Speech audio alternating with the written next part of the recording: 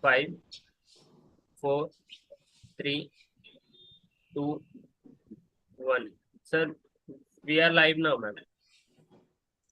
Good morning, everyone. Welcome to the second session of Deformity Correction module of Orthokids Fellows Academic Round.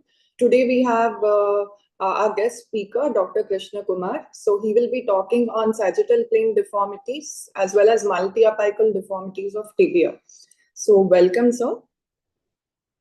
And I'll just introduce sir in a brief introductory presentation. And then sir will start sharing his talk.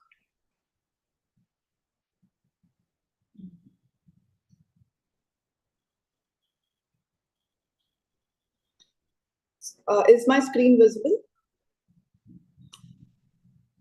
Okay, Dr. Krishna Kumar is a consultant reconstructive orthopedic surgeon at Atreya Hospital, Thrissur. Sir has done his MBBS from Thrissur Medical College and MS Orthopedics from Aligarh Muslim University. He has done his fellowship in limb reconstruction, Elizarov surgery from Center for Limb Lengthening and Reconstruction, Mumbai. He has been a recipient of various medals. A few of them are A.A. Mehta Gold Medal and P.K. Sundran Gold Medal. His areas of interest are limb reconstruction, Elizarov deformity correction, both adult and pediatric limb deformities, and knee preservation surgery. Sir has been faculty at various national and international conferences and various Elizarov and deformity correction workshops. Thank you very much, sir, for accepting this invitation. And sir, you can start sharing your screen now.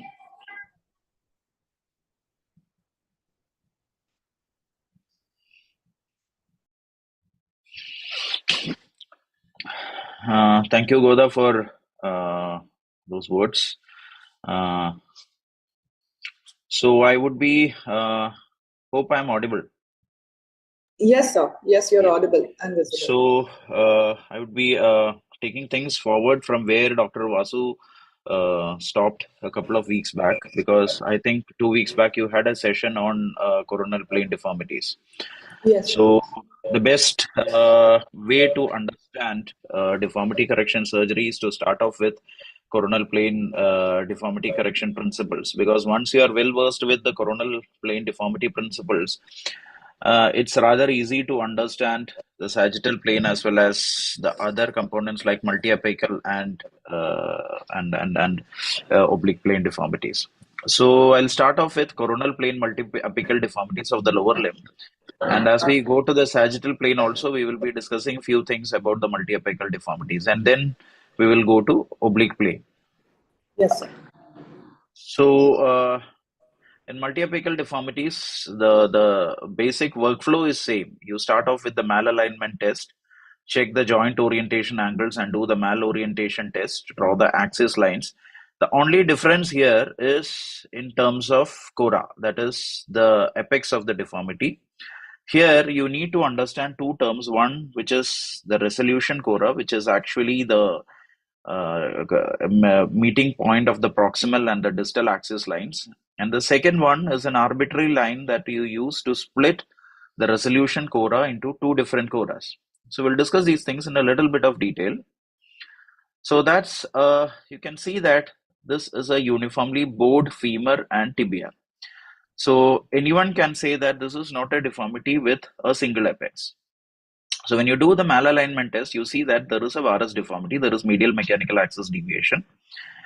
And when you check the angles, you see that the LDFA, which is normally 88, is 101. So there is varus of the femur.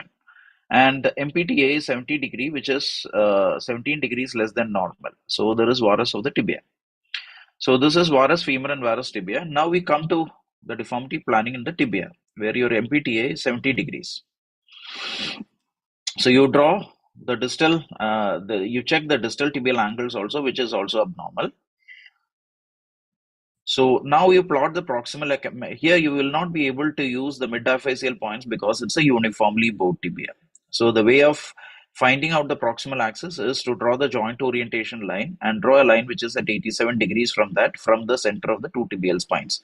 So this yellow line forms the proximal tibial mechanical axis. And distally, you draw a line 90 degrees to the joint orientation line of the angle and that forms the distal axis line. And you can see that the axis is meeting somewhere here, and it's in the periphery of the bone. It's not in the center of the bone. So if I'm supposed, this is something called the resolution cora. So if I'm doing a correction here, this is how I'm going to get my correction. So if the axis is aligned, so if I'm using a ring fixator, well and good, I can do this sort of correction, but anatomically this is not straight. So if I'm not a person who's regularly doing a Lizero and I want to do the correction with a nail, then what is the way out? You see the two axis lines, the blue and the yellow lines meeting here. You draw a third line through the bone, through the center of the bone, meeting these two axis lines at some point. I think the recording has stopped. Sir, please continue, sir. Yeah. So you have this red line, which is the arbitrarily third line which you are drawing here. And what you're doing is there is a 30-degree deformity. You are splitting the deformity into two separate deformities, one proximal and one distal. So the red line, you can place it anywhere. The only prerequisite is it should be in the bone and it should meet the proximal and distal axis. So if I correct it distally, so I'm splitting this 30 degrees into two different coras of lesser magnitude. So I need a correction here and a correction proximally. So this is after achieving my distal correction, and this is after achieving my proximal correction. So if I'm planning to do a correction like this, it's easy for me to put a nail inside and lock it so that the deformity is corrected. So either you can go by the resolution cora method, which is possible in certain situations, or you can draw a third line and make it two different coras and correct it accordingly. This will look much more anatomically acceptable rather than the resolution cora method. So we'll come to a case example. This is a uniformly bowed tibia. This is a person who had a childhood osteomyelitis and a deformity of the tibia. So the red line is the proximal axis, which is the axis which I got by extending the mechanical axis of femur. And this green line is the distal tibial mechanical axis. And you can see that the axis is meeting outside the bone. So here, if I do a resolution cora method, there is going to be a lot of translation happening at the site. So what I can do is I drew a third blue line, which is meeting the axis lines both proximally and distally. And my plan is to do two corrections here, one proximally and one distally. So I have split it into two coras of lesser magnitude. And I have done two-level osteotomies using a ring fixator, one proximal osteotomy and one distal osteotomy. So magnitude of correction at each of these osteotomies is going to be less compared to when we do at the resolution cora. And this is after achieving correction. You can see that the axis is well aligned and the angles are maintained, and that is 1 year post fixator removal. So this is how, in short, how you plan for a multi-apical deformity. So is that okay, Godha? Yes, sir. Yes, sir. So we can go into sagittal plane now? Yes, sir. Anything to be clarified? Any questions? No, sir. As of now, we don't have any questions. You can go with the sagittal. Right.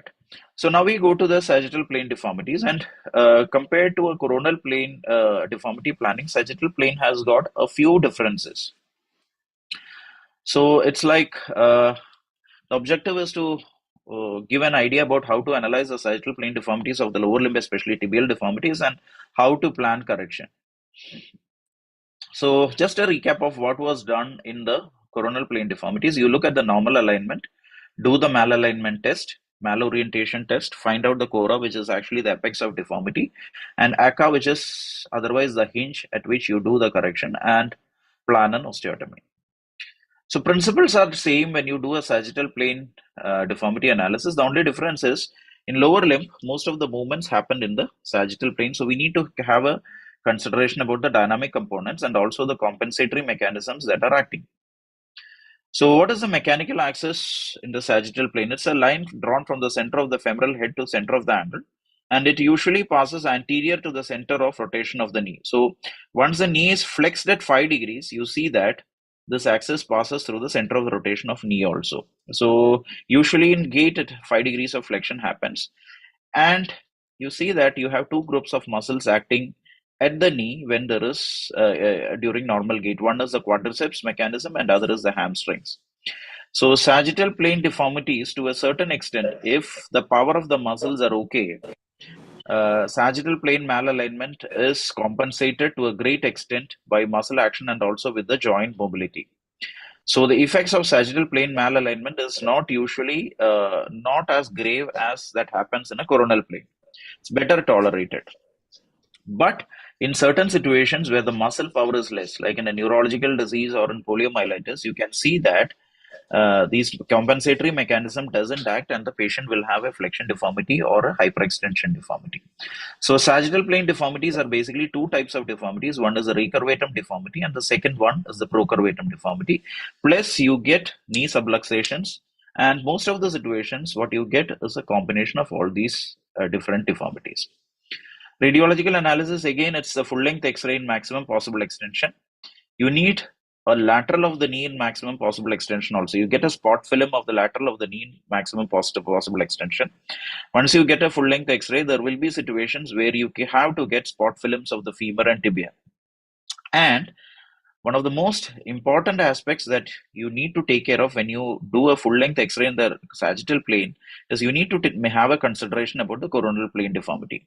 Now look at the knee joint in both these X-rays. One is the right side, which is showing the green arrow. You can see that the condyles are very well superimposed. And this is actually a true lateral in the full extension where the femoral condyles are superimposed. Whereas when you, just a moment, when you go to the left side, you see that the condyles are not superimposed. Here, the left side is the problem side, and there is a valgus deformity in the along with the sagittal plane component. So in that situation, there are situations where you will have to take a shoot through parallel to the joint line, considering the valgus into account. So here, the condyles are not superimposed because of the valgus deformity there. So malalignment test has got limited utility because of these compensatory mechanisms. So how to go about is when you take a full length lateral X-ray and if in maximum possible extension and if the axis is passing anterior, that means it's a hyperextension deformity, and if the axis is posterior, it means there is a flexion deformity.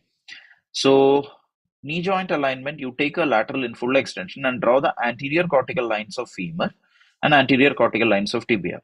If the angle is more than 0, it means it's a fixed flexion deformity. And if it's going the other way around, then you call that as a hyperextension deformity. So it can be a bony deformity, it can be a joint deformity, or it can be a combined deformity where both the bones as well as the joint is involved. Joint orientation lines of femur. Distally, if it's a child, it's rather easy to draw because you need to connect only the anterior and the posterior ends of the epiphyseal scar, epiphysis. Whereas in adults also you will see those dimples here, which you can connect from anterior to posterior and get the joint orientation line of the distal femur. Tibia, proximal tibial joint orientation line is connecting the anterior and the posterior points of the proximal tibial plateau. And distally, you get these two convex points, connect the most convex points in the distal tibia and join them. You will get the distal joint orientation lines of the tibia. The modified mechanical axis of femur, here it's not mechanical axis, it's something called a modified mechanical axis of femur. It passes from the center of the head of femur to a point which is, you take this joint line, anterior end and posterior line, and connect it to a point which is at the junction of the anterior 1/3 and the posterior 2/3, and calculate the posterior angle, which is otherwise called as posterior distal femoral angle, PDFA. Vasu sir might have told that you take the acute angle by convention. Yes, sir. Yeah. So when you think in terms of anatomical axis, femur, we know that there is a bow in the femur where femur normally has a procurvatum. So you draw the proximal anatomical axis and distal anatomical axis. The relationship between distal anatomical axis and the joint orientation line is what you call the PDFA. There is one more thing, which is the neck shaft angle, which you consider proximally, which is normally 170 degrees. You know that it's 170, 180 in the lateral view. Tibia, again the mechanical axis, when you draw the metaphyseal line, proximally it ends at a point which is at the junction of 1/5, anterior 1/5 and the posterior 4/5 of the joint orientation line. And the posterior, proximal posterior tibial angle is 81 degrees. Distally, you measure the anterior distal tibial angle, which is 80 degrees. So the femoral Diaphyseal procurvatum is normal and it's approximately 10 degrees when you connect the proximal and the distal mechanical axis. You know that the femoral nails have a bow that is to accommodate the diaphyseal procurvatum. So that is in terms of when you consider tibia, it's that these are the two angles, both the proximal posterior angle as well as the anterior distal tibial angle. So when you do a malorientation test, if with the modified mechanical axis of the femur, you say that there is a procurvatum femur if the PDFA is less than 79 degrees, and recurvatum if the posterior distal femoral angle is more than 87 degrees. So you have that normal range. Beyond that normal range, it's either procurvatum or recurvatum. Same in the tibia. PPTA less than 77 degrees is procurvatum, and PPTA more than 85 degrees is a recurvatum deformity. So knee level malorientation test, it's the anterior cortical lines. You find out whether there is a fixed flexion deformity or a hyperextension deformity. Ankle level, it's again anterior distal tibial angle less than 78 is recurvatum, anterior distal tibial angle more than 84 is procurvatum. You need not remember these values. It's most of them is close to 80 degrees plus or minus 4.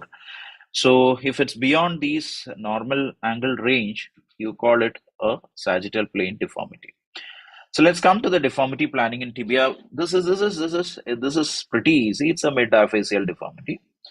So you plot the axis lines and check the angles. You see that the posterior proximal tibial angle is 60 degree and the normal is 81. So there is a 20 degrees of procurvatum deformity in the tibia.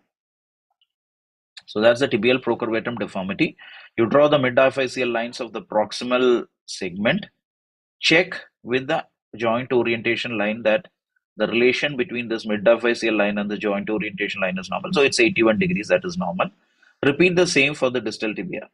Draw the mid-diaphyseal line, check the anterior distal tibial angle, it's 82, so it's well within normal range. And there is a 40 degree deformity there.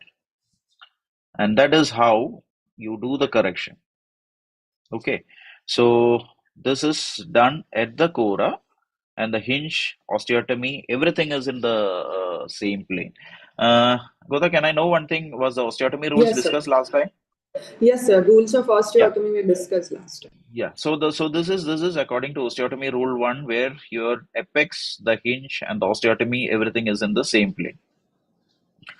Now this is a proximal deformity, proximal tibial deformity. So here you will not be able to draw the mid-diaphyseal line of the proximal tibia. So instead, you will have to use the joint orientation line. So PPTA is abnormal, 72 degrees.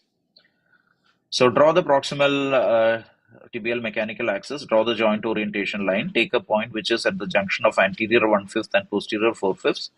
Draw a line which is at 83 degrees posterior tibial angle. That's the proximal mechanical axis. Distally, you can draw the mid-diaphyseal line and check here for the distal angle whether it's normal. So that's the deformity there, and that's the apex of the deformity.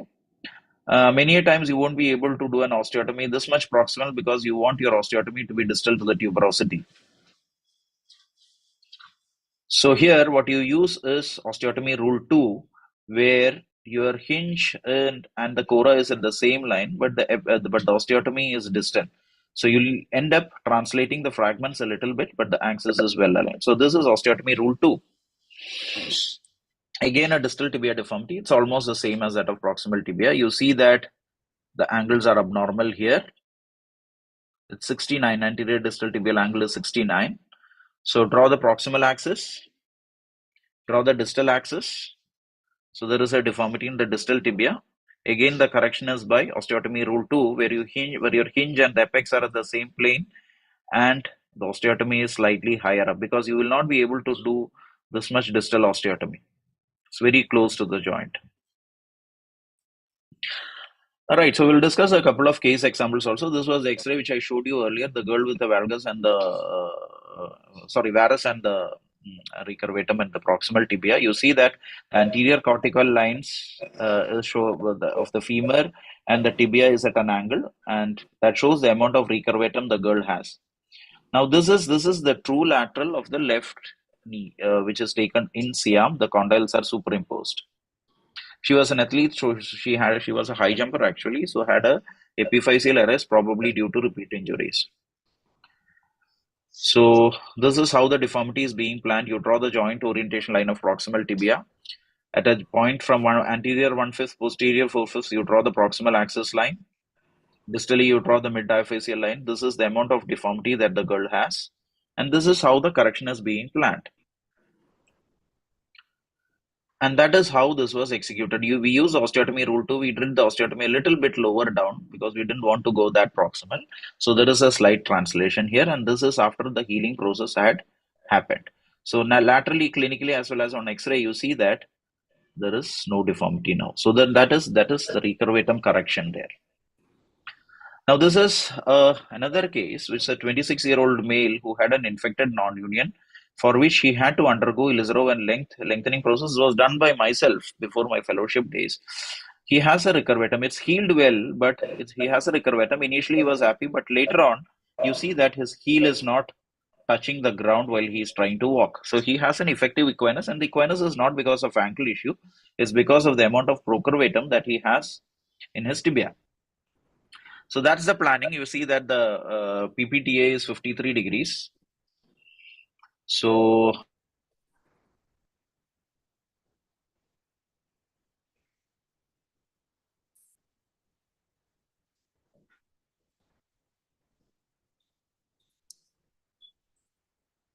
Hello, sir.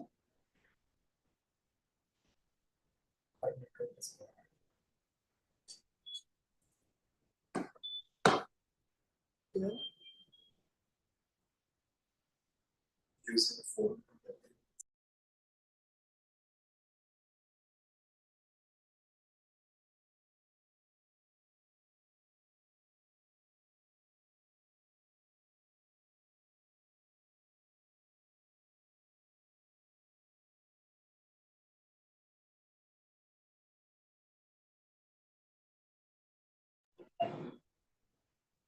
We have a small issue. We'll just get back.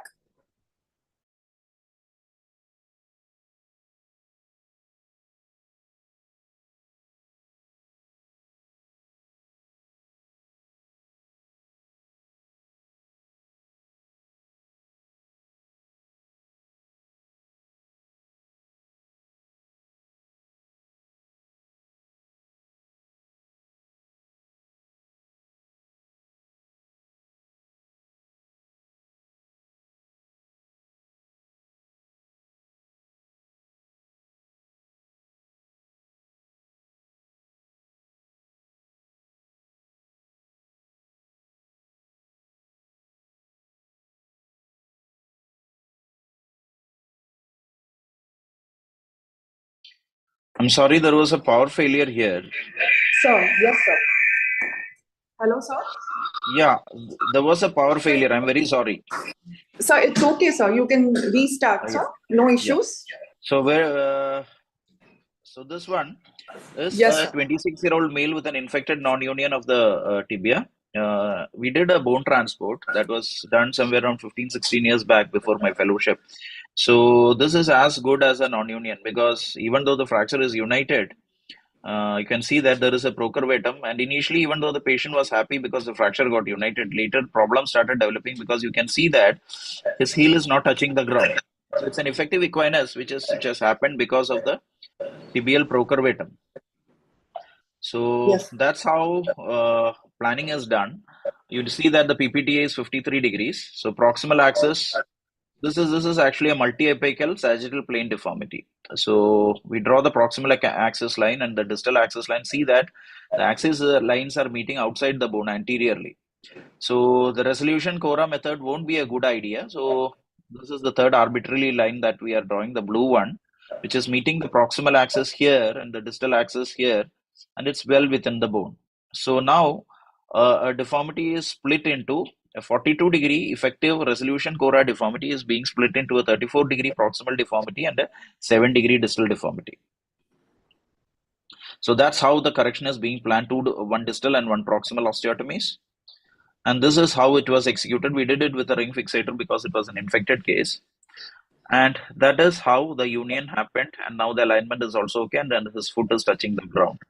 So when you're treating non-unions, it's not important. It's equally important that you get a reasonable alignment when you're treating non-unions. It's not union alone, but it's union in a reasonable amount of alignment, because if it's malaligned, initially patient might be happy, but later on you as well as your patient start developing problems.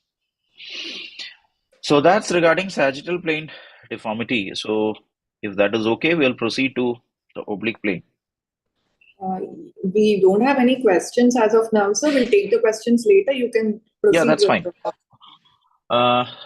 Now we are going to confuse you more, because it's going to be an oblique plane analysis. Because most of us doctors, we hate mathematics. That is why we are doctors, right? So we are taking you back to your geometry classes. You'll have all these graphs and all when you deal with oblique plane deformities. So just a little bit of geometry here. If you want to draw a line, you need 2 points. So you connect 2 points, you get a line. That is what we did when we draw the joint orientation lines and the metaphyseal lines. You have a line and you have 1 point, you can get a plane, right? So you have a line drawn, you place a point away from the line, you see that there is a plane which is connecting the line with the point. So vertical plane, transverse plane, all these are planes, but here we consider 2 planes. One is the coronal plane and the other one is the sagittal plane. X-rays are perpendicular to the plane. So if you have an AP X-ray, that is perpendicular to the frontal plane, and lateral X-ray is perpendicular to the sagittal plane. Now, if you consider anatomic planes, what are the deformities that can happen? You have a frontal plane. When there is a varus deformity, you say that the plane is frontal, apex is lateral. Valgus deformity, again, the plane is frontal, apex is medial. I think that is pretty clear, varus and valgus. When it's procurvatum, the apex is anterior, and when it is recurvatum, the apex is posterior. Procurvatum and recurvatum, these are the sagittal plane deformities. I'll try to make it as simple as possible, but certain things might be a little bit confusing, so I can clarify it if needed. Yes. When you think in terms of a hinge axis, now what is a hinge axis? It's a line. So when you discuss, like, suppose you think that, say, this is a deformed bone, right? Can you see my elbow here? So this is a deformed bone, and the deformity is in this particular plane. So when you want to correct this deformity, the movement happens in this particular plane. Correct? So this is how the movement is happening, and you need a hinge around which this movement happens. So the hinge is going from anterior to posterior here. So the hinge axis is perpendicular. The plane of the deformity is this one, and the hinge is anterior to posterior, right? So this is how the hinge is going. So hinge axis is perpendicular to the plane of the deformity, and it is at the hinge axis that this movement happens. So that is the importance of hinge when you do deformity correction surgeries. So these are hinge axis line is 2 points. It goes from one hinge to the other. So there are different types of hinge constructs. I'll come to that. Correction is in the plane of the deformity, and axis of correction is perpendicular to the plane of deformity. Hinge surfaces are parallel to plane of deformity. So if you have one hinge here, just a moment. So if you have one hinge here and one hinge posteriorly, the hinge itself, if you take the plane of the hinge, it's in the plane of the deformity. Whereas that line connecting these two hinges, it's perpendicular to the deformity. Hinge surfaces are parallel. Hinge axis passes through the cora. So hinge and osteotomy, just a recap. Hinge and osteotomy at the level of the cora, you get the first one is osteotomy rule 1, where the axes are aligned. Hinge, ACA, and the osteotomy is in the same line. Second one is the hinge is placed at a different level. This is the cora, whereas the hinge and the osteotomy is at a different level. So there is axis becomes collinear, but they don't superimpose. So there is an effective translation deformity here. Whereas the third one is osteotomy rule 3, where the proximal and axis lines get aligned, but there is translation at the osteotomy site.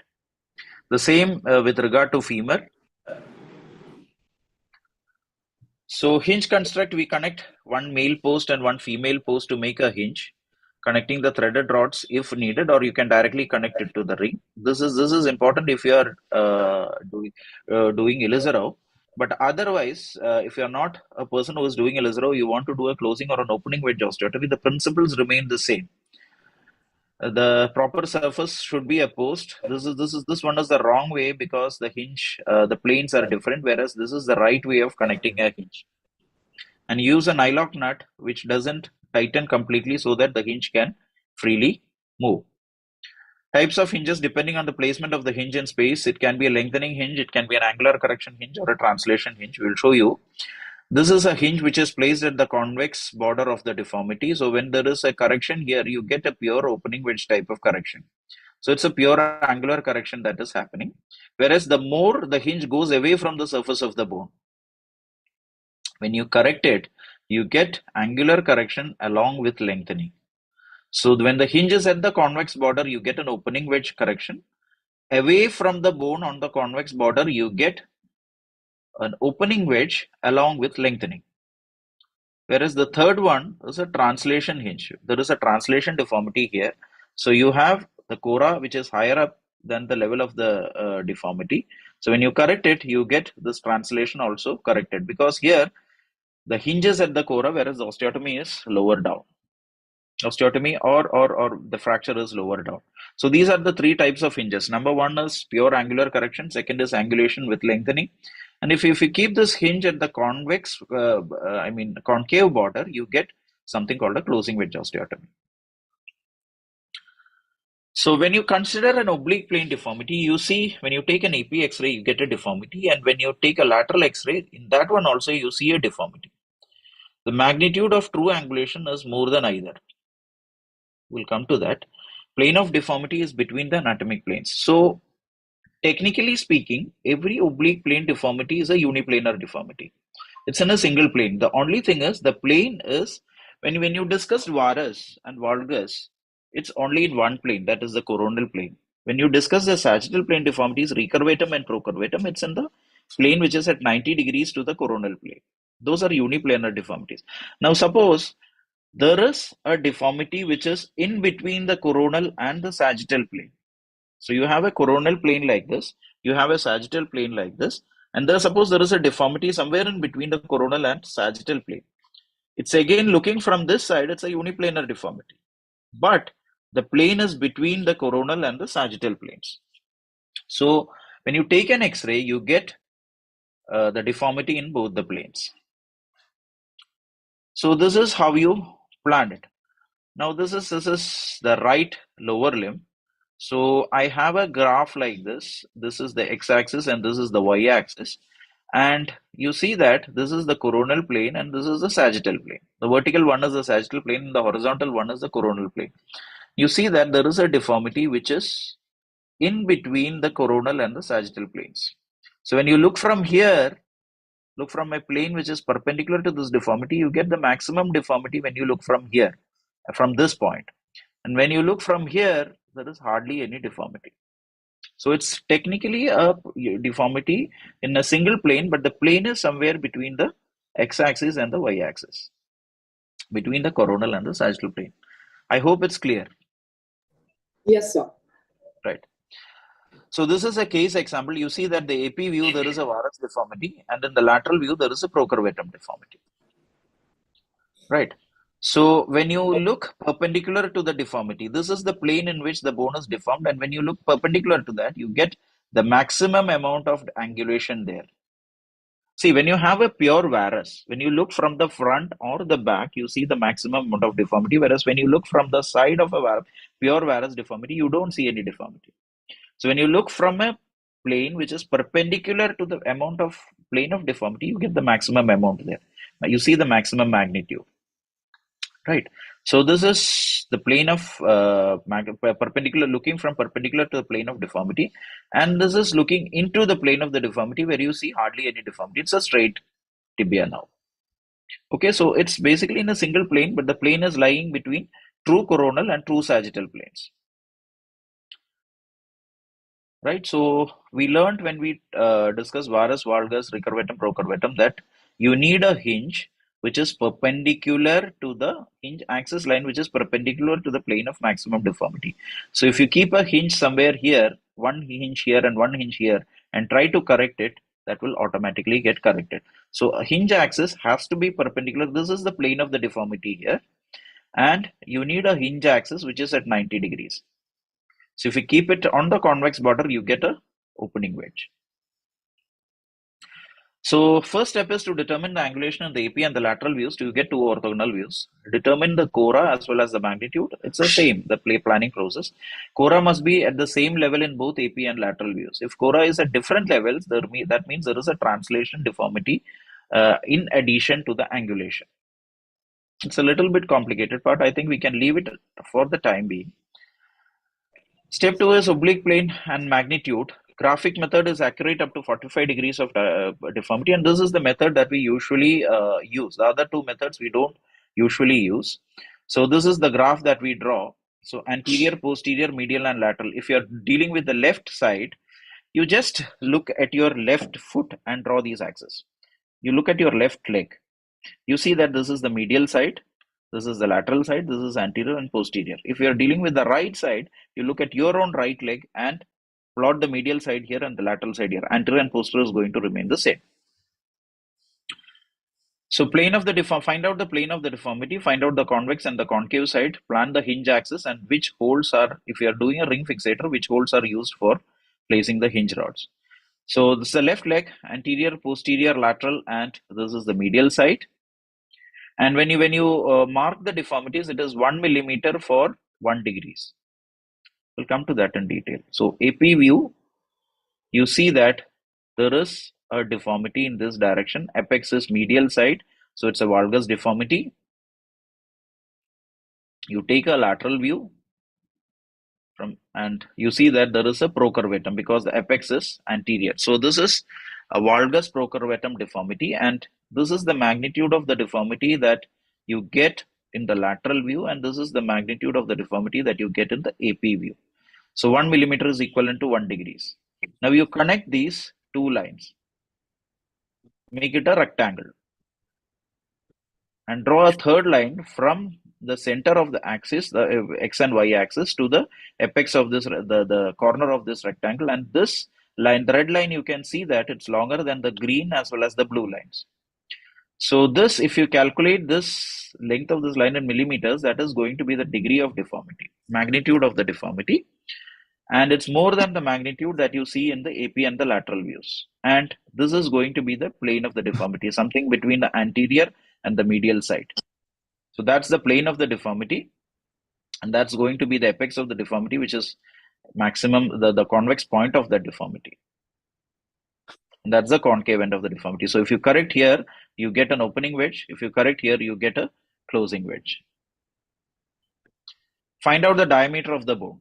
AP diameter you can calculate from the X-ray, and mediolateral diameter you can calculate from the AP X-ray. AP anteroposterior diameter is calculated from the lateral X-ray, and mediolateral diameter of the bone is calculated from the anteroposterior X-ray.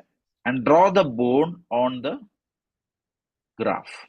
Now this is the left side, and I have not drawn it in the center. I have drawn it in one of the corners. What is the reason for that?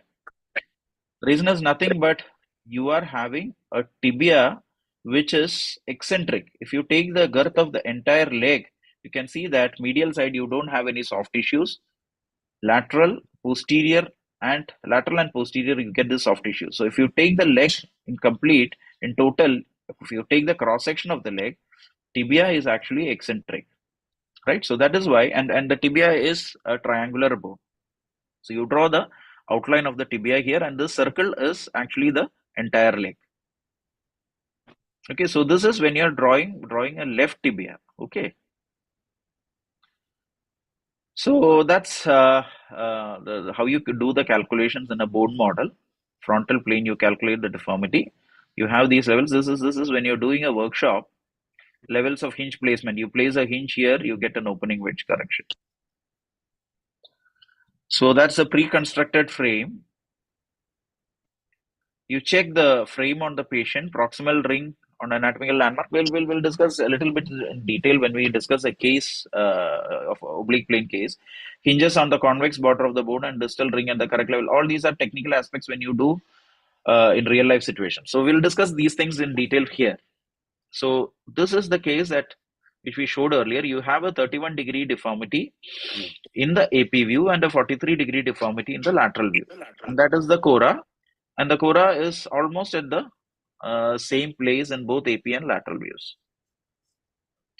So now this is the first step, the left side. So anterior, posterior, medial, and lateral.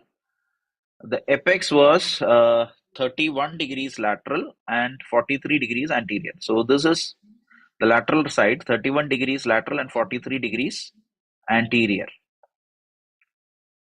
Okay, now we draw that rectangle and find that this is 56 mm. So it's a 56-degree deformity. It's more than 43, it's more than 31. So the net deformity is 56 degrees and the plane of the deformity is along these red line. Okay, along this red line, and the plane of the deformity is 55 degrees anterior to the lateral plane and 35 degrees posterior to the anterior plane. So it's a posterolateral plane. I mean anterolateral plane. The deformity is in the anterolateral plane. And this is the tibia. You calculated the measurement of the tibia, the mediolateral diameter here, and the anteroposterior diameter from the lateral view. You drew the tibia here, and this is how you plan for the correction, and this is the apex of the deformity. Okay. Now, if you're planning for a opening wedge,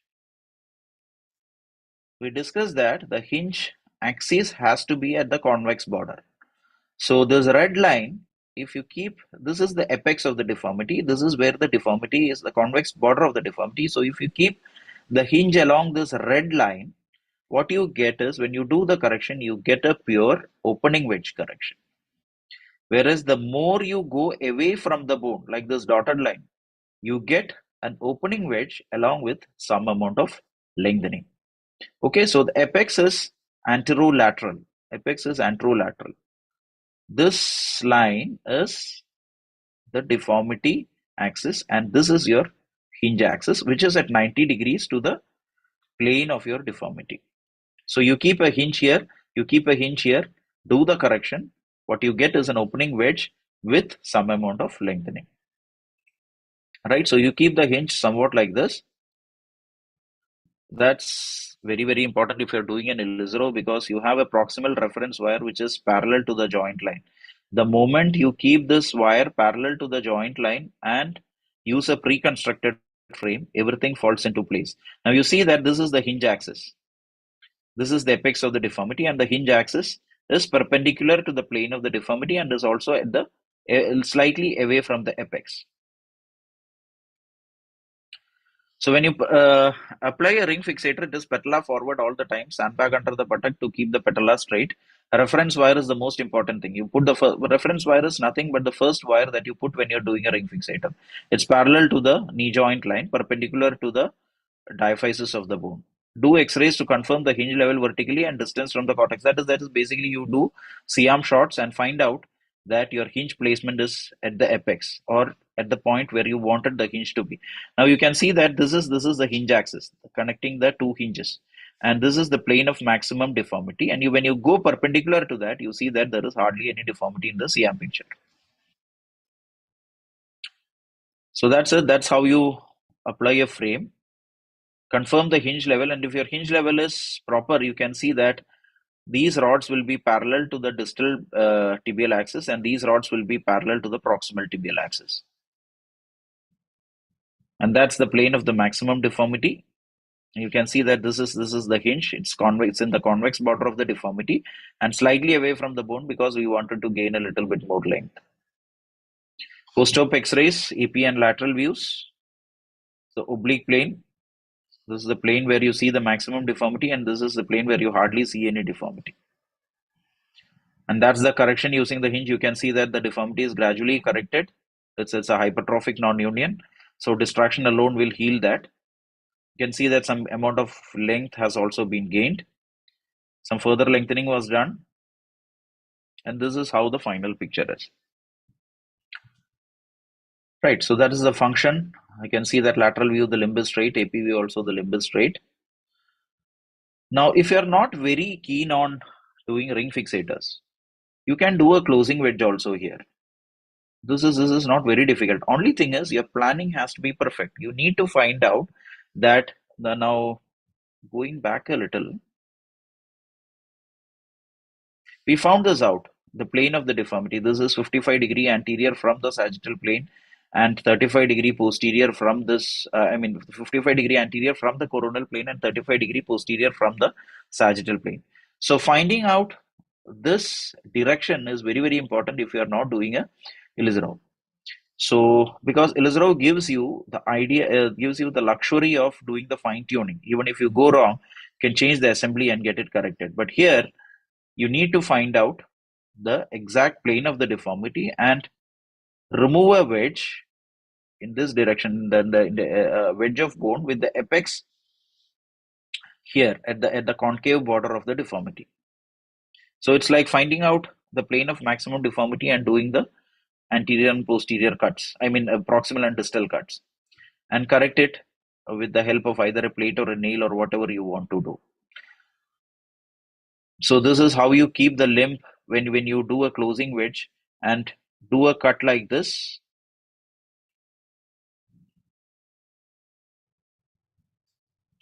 So position your limb like this and do one cut perpendicular to the proximal axis. This is the proximal axis and I'm almost perpendicular to that, and do a second cut which is perpendicular to the distal axis, right? So now I get a closing wedge correction. Just close it and fix it.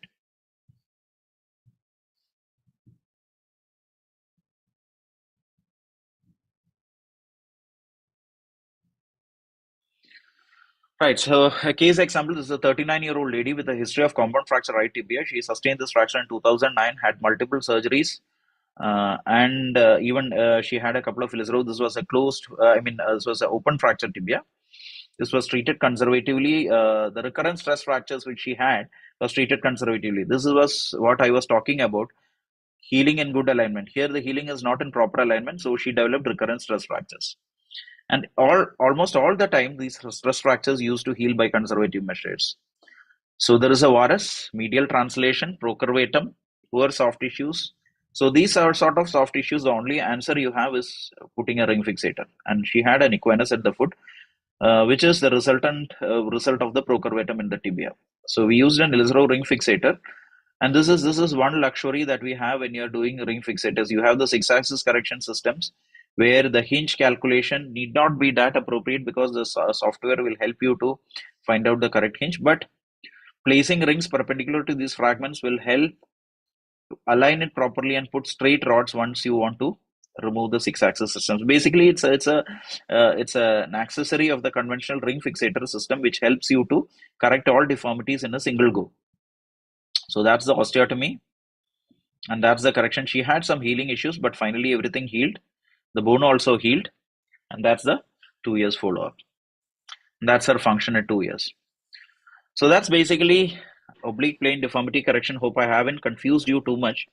It's a little bit of a difficult topic. You need to attend a couple of workshops at least before you confidently start doing oblique plane deformities. So, thank you, sir. We have few questions, sir. Yeah. One is from Dr. Joyance. Does the rate of distraction differ in deformity correction, or is it 1 mm a day? Yes. So when you are correcting a deformity, say I'll go to a case. Just a moment. Yes, sir. Now, suppose I'm doing a deformity correction here. Consider this as a pure varus deformity. I have kept my hinge here and I'm doing a distraction here, a distraction rod here, and I'm doing an opening wedge. So, suppose this is my osteotomy and I'm going to open it. I need 1 mm of distraction here. So, it will be less than 1 mm at the convex border, but at the concave border, I will be getting 1 mm per day. So, if I have to get 1 mm per day here, I might have to distract the rod here by say 3 or 4 mm, depending on the distance of the rod from the bone.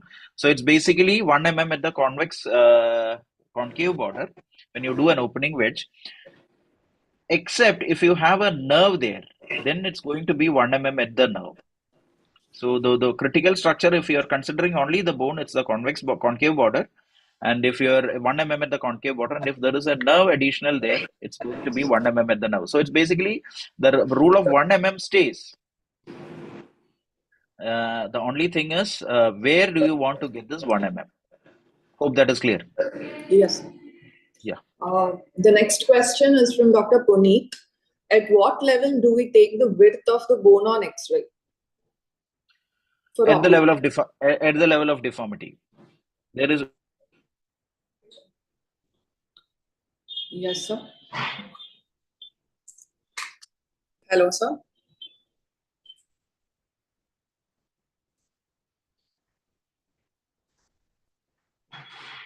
There are some internet issues.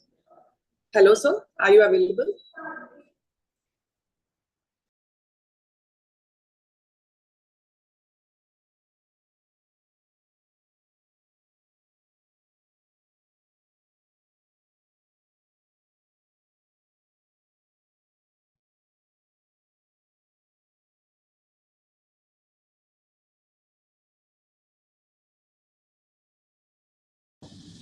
Yeah.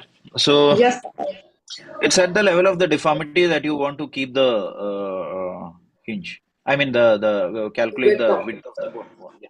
So, and one last question, sir, again from Dr. Joyance. Can we correct each deformity individually in oblique plane deformities? It's a sort of yes and no sort of question. Usually, it's when you do an oblique plane deformity, it's always better to plot the plane of the deformity and do the correction in AP and lateral plane simultaneously. So, deal the oblique plane deformity as a single deformity would be much more easier than dealing it as two separate deformities. But when you have an additional translation or a rotational deformity, that's going to be a different issue. That is one place where your 6-axis systems is going to have a slight edge, because if you want to correct rotations and translations, you will have to change the ring combinations. Like you need to add additional translation or the rotation correction devices. So basically, if it's purely oblique plane deformity, I would suggest to correct the two together. I hope that is the right way. Godha, you can add if you want. That's it, sir. So I have one more question. Yeah. What's your take on this dome osteotomy instead of wedge osteotomy? Does that work in oblique plane deformities as well? My experience with dome osteotomies is zero. I have never done a dome osteotomy. Number one is I never felt the need for doing a dome osteotomy, and the place where I did my training also, Mangal sir also doesn't promote dome osteotomies too much, and I have not seen him also doing dome osteotomies. Number one is many a times you end up creating issues when you do dome osteotomy. So my preference is always a straight osteotomy. I might make it a little bit oblique to get the opening without much of jamming of the fragments. So dome osteotomies I don't do, but theoretically, if you speak about doing dome osteotomies in oblique oblique plane, it's possible, but it's going to be a little bit more technically demanding. Okay, sir. So that's also, these were the questions for the day. I hope everybody understood the difficult concept of oblique plane deformity. And thank you very much, sir, for making the concepts easier, especially the oblique plane deformity, and for agreeing for the session. Thank you so much, sir. Right. Thank you very much. Thank you, sir. And the next session will be in November. We'll let you know the dates. And that is by Dr. Mangal Parihar, sir. He'll be talking on pelvic support osteotomies and Elizarov hip reconstruction.